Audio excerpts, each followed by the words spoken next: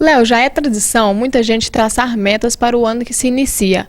E para quem está desempregado, não pode faltar nessa lista uma nova profissão. E se você está procurando um emprego, preste atenção nessas dicas. Está ao meu lado a Aline Conceição, que é psicóloga e consultora de RH, para falar um pouquinho a respeito desse assunto. Aline, seja bem-vinda aqui no nosso programa novamente. Aline, para estar começando essa entrevista nossa, qual que são as dicas que você deixa para uma pessoa que está procurando um emprego? Qual que é o primeiro passo que essa pessoa deve estar tomando? Muito obrigada, Sabrina, eu que agradeço. O primeiro momento é a pessoa delimitar para quais empresas que ela tem interesse de enviar currículo. Dá uma pesquisadinha antes sobre essas empresas, sobre os valores, qual que é o tipo de serviço que essa empresa presta, conhecer um pouquinho para já saber se ela quer realmente entrar naquela empresa. E para na hora da entrevista ela ter alguma coisa também para poder perguntar e demonstrar que ela tem interesse, que ela pesquisou. Montar um currículo que esteja revisado na parte do português, que seja um currículo de no máximo uma página, que é um currículo mais adequado para a gente poder estar entregando, colocar qual que é o objetivo, qual que é o cargo que ela pretende e sempre se atentar para os telefones. Colocar mais de um contato, porque a gente perde muito candidato por não ter o número de telefone correto. Então esses são o fundamental. Agora em janeiro, o mês que a gente já está entrando, é o momento ideal para a pessoa estar procurando um emprego? Isso, existe uma lenda no Brasil que tudo só se começa depois do carnaval. Porém, as empresas estão trabalhando continuamente. Então, tem empresas que provavelmente estão precisando agora de funcionários. Se você leva o seu currículo agora, você sai na frente. Se já tiver vagas em aberto. E isso demonstra que a pessoa quer trabalhar, que ela não está esperando passar o carnaval para depois começar a procurar emprego. Então, agora é sim uma boa época, porque as pessoas estão repondo ainda, às vezes, algumas saídas, algumas baixas. Então, é bom deixar por agora. As redes sociais, muitos patrões, muitos gestores, eles checam também as redes sociais dessa pessoa que eles estão querendo contratar. É importante a pessoa estar prestando atenção no que ele está postando nas suas redes sociais? Hoje já é uma moda entre os recrutadores e selecionadores olhar o Facebook, todas as redes sociais que a pessoa tem, para poder ver qual que é o estilo de vida que essa pessoa leva e se ela não vai entrar em conflito, o que ela diz na entrevista com o que ela apresenta na rede social. Então, é uma forma que a gente usa para estar vendo informações. As pessoas não se preocupam com o que postam nas redes, na maioria das vezes, e podem sim perder alguma oportunidade por conta de uma postagem indevida, por falar mal da empresa anterior que trabalhava na rede social, por falar mal do chefe, mal do colega de trabalho. Então, isso são postagens que mostram que a pessoa não tem muita ética. Então, essas são as postagens que a pessoa não deve de forma nenhuma fazer, né? E aí a gente tem outras também, como algum tipo de pensamento, de ideologia que as pessoas deixam transparecer nas redes sociais. Então, é necessário cuidar, porque a gente hoje olha para poder fazer uma seleção. Quando chega no momento da entrevista, qual que é a primeira impressão que essa pessoa que vai estar entrevistando, que essa pessoa tem quando a pessoa chega ao local? Primeiro é a pessoa não se atrasar, porque como a gente marca as entrevistas, geralmente um atrás da outra, se a pessoa atrasa, ela está prejudicando o próximo também. E o atraso, ele sempre demonstra um pouquinho, né, de desleixo com o que a pessoa está se propondo a fazer.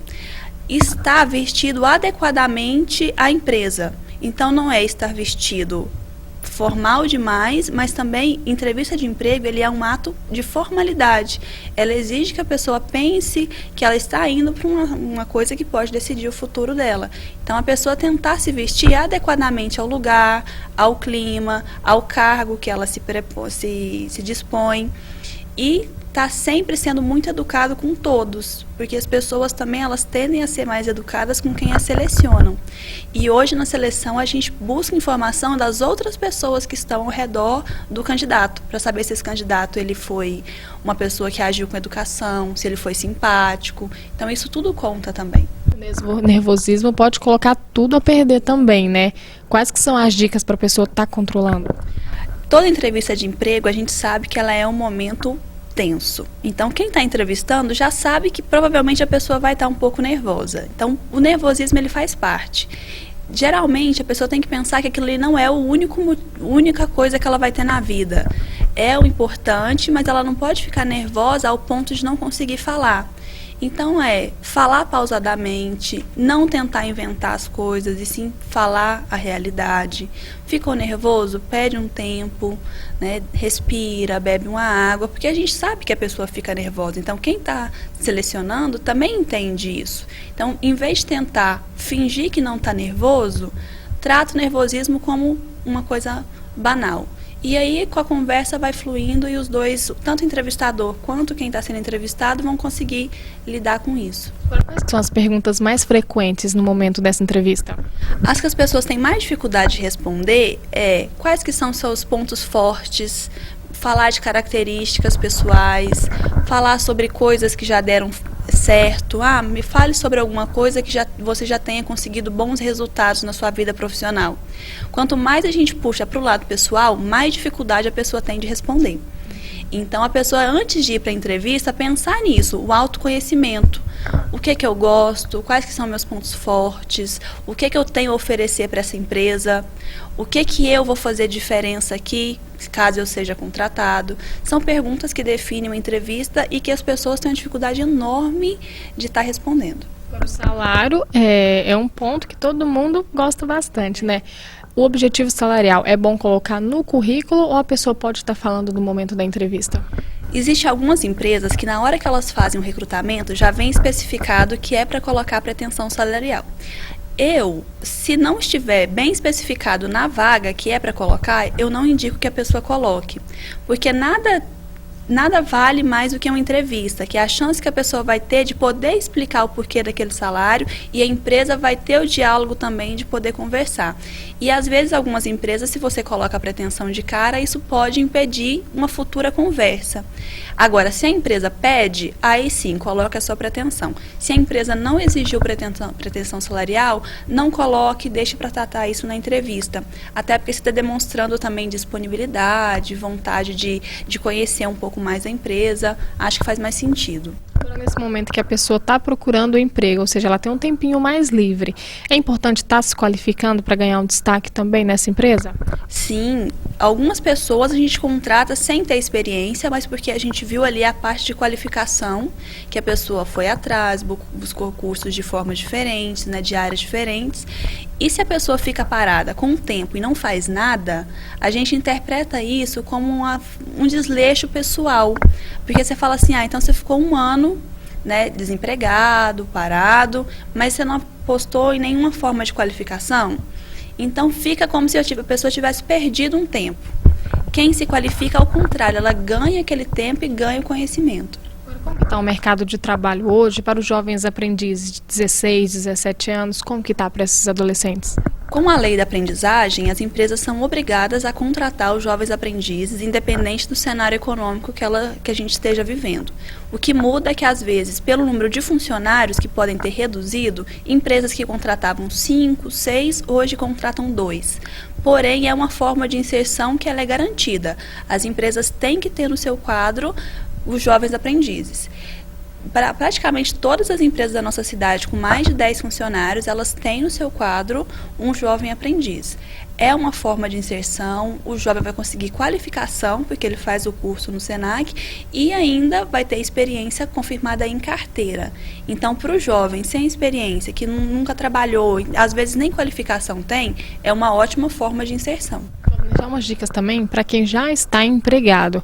Caso esse empregado ele queira estar se destacando na empresa, ser mais reconhecido pelo gestor, quais que são as dicas que você deixa? Primeiro, hoje a gente fala muito de um profissional que ele seja polivalente, que ele seja proativo. É não fazer só o que a sua função determina. Estar atento para as necessidades da empresa, para as necessidades do colega e saber que, às vezes, fazer além do que você é pago é o que vai te garantir uma maior remuneração amanhã. Então, muita gente deixa de fazer alguma coisa por não ser pago para aquilo e depois pede um aumento. Aí é a hora que o chefe fala, mas o que você me acrescentou para justificar esse aumento? Quem vai além, quem faz além da sua função, já sai na frente com isso. Ganha reconhecimento, conhecimento, às vezes, e tem mais chance de ser promovido, né, dentro da empresa. Nesse começo de ano, é um bom momento também para a pessoa estar pedindo um aumento de salário? O aumento de salário é sempre um assunto complicado. O que é a dica. Para você pedir um aumento de salário, ele tem que ser justificado para a empresa. A empresa só vai aumentar o seu salário, né, se ela vê que você deu uma contrapartida para ela. Então, se você é um funcionário que agrega valor, que faz além da sua função, que tenha formas de provar os seus resultados, então a gente tem pessoas que vão pedir aumento já com gráfico de resultados na mão. Olha, a gente vendia isso quando eu entrei, hoje a gente vende muito mais. Então você justifica e mostra em números para o seu chefe por que o seu aumento ele é válido. Então pensar em argumentos que não sejam simplesmente, eu preciso de um aumento porque eu preciso. É pensar o que você ofereceu para a empresa e o que você agregou também para a sua função. Aí o chefe já te escuta com mais paciência. Para finalizar essa nossa entrevista, quais são as expectativas de emprego para o ano de 2017? Porque a gente sabe que em 2016 teve o maior número de desempregados. Como é que vai ser agora em 2017? A gente ainda está estudando o ano de 2017 porque não se acredita numa recuperação instantânea. Dificilmente a gente vai ter aquele crescimento que nós estávamos tendo de 2014, 2013. Porém, é um ano que se apresenta melhor do que 2016. A gente teve alguns ramos, por exemplo, que não sofreram tanta queda. A gente tem o ramo da beleza, salão, estéticas, salão de cabelo, que não sofreram tanta queda quanto as outras áreas. O ramo alimentício também, que foi um ramo que se manteve. Então, tem algumas áreas que estão segurando o país. Então, eu acredito que a gente vai ter um 2017 melhor. Os empregos não vão estar ainda na mesma proporção dos desempregados, porém, eu acho que é investir nas áreas que não tiveram tanto problema, que são beleza, alimentação, né, gastronomia, que são áreas que ainda estão se sustentando muito bem. Dicas úteis e de extrema importância, né? Para quem está procurando um emprego agora, quer começar o ano empregado 2017. Isso. E a pessoa tem que ter uma noção de mercado, Sabrina. A gente fala assim, mas o que o mercado me abala? O que saber de economia me ajuda? Porque aí, né, faz a diferença. Se você sabe qual mercado não foi tão afetado, ou se você faz uma leitura antecipada, nossa, esse ano, se eu me qualificar nisso, eu vou ter a área certa. Então, a pessoa tem que ter essa visão de que ela tem que se informar, ela tem que procurar informações sobre o próprio mercado nosso, que aí já facilita muito. Certo, Aline, obrigado pela participação. A Aline Conceição, que é psicóloga e também consultora de RH, que deu dicas muito importantes para quem quer começar 2017 empregado.